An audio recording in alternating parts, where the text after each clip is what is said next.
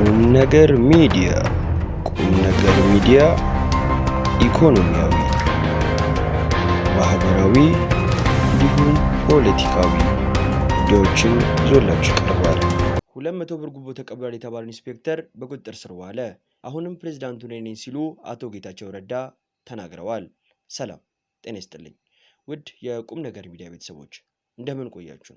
እኚህና መሰል መረጃዎች እንዲደርሳችሁ ቻናላችንን ሰብስክራይብ፣ ላይክ፣ ሼር ማድረግ እንዳይረሳ። 200 ብር ጉቦ ተቀብሏል የተባለ ኢንስፔክተር በቁጥጥር ስር ዋለ። መጋቢት 26 2017 ዓ.ም አሃዱ ሬዲዮ በአዲስ አበባ ከተማ ጉለሌ ክፍለ ከተማ ወረዳ 7 ልዩ ቦታው ሰሜን ማዘጋጃ አካባቢ በፖሊስ ተሽከርካሪ ውስጥ ሆኖ የ200 ብር ኖት ጉቦ ተቀብሏል የተባለ ኢንስፔክተር በቁጥጥር ስር መዋሉን የክፍለ ከተማ ፖሊስ መምሪያ አስታውቋል። የፖሊስ አባሉ የ200 ብር ጉቦ ሲቀበል የሚያሳይ ተንቀሳቃሽ ምስል በማህበራዊ ሚዲያ መዘዋወሩን መነሻ ባደረገ መረጃ መሰረት በቁጥጥር ስር መዋሉን የገለጸ ሲሆን ምርመራ እያጣራ እንደሚገኝ ተናግሯል። በማህበራዊ ሚዲያ የተለቀቀው ተንቀሳቃሽ ቪዲዮ አባሉ በተሽከርካሪ ውስጥ ተቀምጦ ሪሲት እየሰጠ የ200 ብር ኖት ጉቦ ሲቀበል የሚያሳይ ነው። ፖሊሱ አገልግሎት አሰጣጥ ተገልጋዩን የሚያማርሩና የተቋሙን መልካም ገጽታ የሚያበላሹ ህገወጥ ተግባራትን ውስጥ ጉቦ መቀበል አንዱ መሆኑን የገለጸ ፖሊስ መሰል ህገወጥ ተግባራት በሚፈጽሙ አመራርም ሆነ አባላት ላይ እየወሰደ ያለውን እርምጃ አጠናክሮ እንደሚቀጥል አስታውቋል።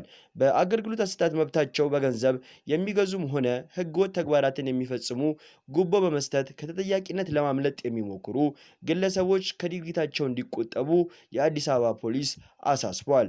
በተጨማሪም ብልሹ አሰራር ለማጋለጥ በተለያዩ አገልግሎቶች መረጃን የሚሰጡ አካላትን በማመስገን በቀጣይም መረጃዎችን በማድረስ የህብረተሰቡን ተባባሪነት ተጠናክሮ እንዲቀጥል መልእክት አስተላልፈዋል። አሁንም ፕሬዝዳንቱ ነኝ ሲሉ አቶ ጌታቸው ረዳ ተናግረዋል።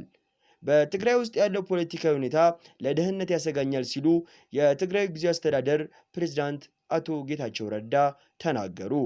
አቶ ጌታቸው ረዳ ከበርክ ስቶሪ ኤጀንሲ ጋር ባደረጉ ቆይታ አሁንም በኃላፊነት ላይ እንዳሉና መንግስታዊ ስራዎችን እየሰሩ ፊርማ የሚሹ ዶክመንቶች ላይም እየፈረሙ እንዳሉ ተናግረዋል። አቶ ጌታቸው አክለውም ለሕክምና ዱባይ መሆናቸውን የገለጹ ሲሆን በቅርቡ ወደ ኢትዮጵያ እንደሚመጡም ተናግረዋል። በአንድ የቲክቶክ ቪዲዮ ከመንገድ ጽዳት ሰራተኝነት ወደ ሞዴሊንግ ስራ።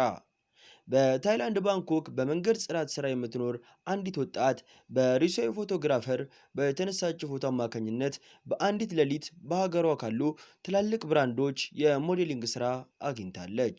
ታሪኳ የሚጀምረው ባሳለፍነው ወር ሲሆን የ28 ዓመቷ ወጣት እና የሁለት ልጆች እናት የሆነችው ናፖጂት በስራ ላይ ሳለች ሴሚዮስ በተባለ ሩሲያዊ ፎቶግራፈር ከተነሳች በኋላ ነው። ሳታስበው ድንገት በስራ ላይ ሆና ያያትና በውበት የተደነቀው ይህ ፎቶግራፈር ከርቀት በመሆን ፎቶ ያነሳታል። ከዛም ቀርቦ ካናገራት በኋላ ያነሳትን ፎቶ ያሳያታል።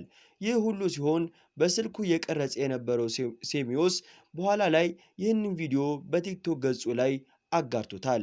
ቪዲዮውን በፍጥነት ብዙዎች ጋር ይደርሳል። አብዛኛውም ሰው የመንገድ ጽዳት በምትሰራበት እንስት ባላት ውበት በመገረም ስለሷ ማወቅ ይፈልጋል። ለተለያዩ ሚዲያዎች በሰጠችው ቃለ መጠይቅ ላይ ይህንን የመንገድ ጽዳት ስራዋን ለ1 ዓመት እንደሰራችና እንደምትወደውም ጭምር ተናግራለች። ሰው ለእርሷ ባሳየው ፍቅርም መገረሟን ስትናገር እንዲህ አይነት ሁኔታን እንዳልጠበቀች ተናግራለች። ታዲያ የዚህ ቪዲዮ መነጋገሪያ መሆኑና ብዙ ሰዎች መድረሱ እንስቷን ታይላንድ ውስጥ ኖንግ በተባለ በሚታወቅ ትልቅ የሜካፕ አርቲስት በሚያዘጋጀው ፕሮግራም ላይ ትጋበዛለች። እድለኛዋም እንስት ለኖንግ የኮስሞቲክስ ብራንድ ሞዴል ሆና መስራት የጀመረች ሲሆን ከሌሎች ትላልቅ ብራንዶች ጋርም በጋራ ለመስራት ጥያቄዎች እየቀረቡላት ነው። እርሷም እንደተናገረችው ከሆነ እስካሁን ትሰራ የነበረበት የመንገድ ላይ ጽዳት አቁማ ጊዜዋን እና ትኩረቷን አዲሱ ስራዋ ላይ እንዳደረገች ተናግራለች። ውድ የቁም ነገር ሚዲያ ቤተሰቦች እስካሁን የተከታተላችሁን መረጃ ይህን ይመስል ነበር። በቀጣይ በሌሎች መረጃዎች እስከምንገናኝ ቸር ዋሉ። ቁም ነገር ሚዲያ ኢኮኖሚያዊ፣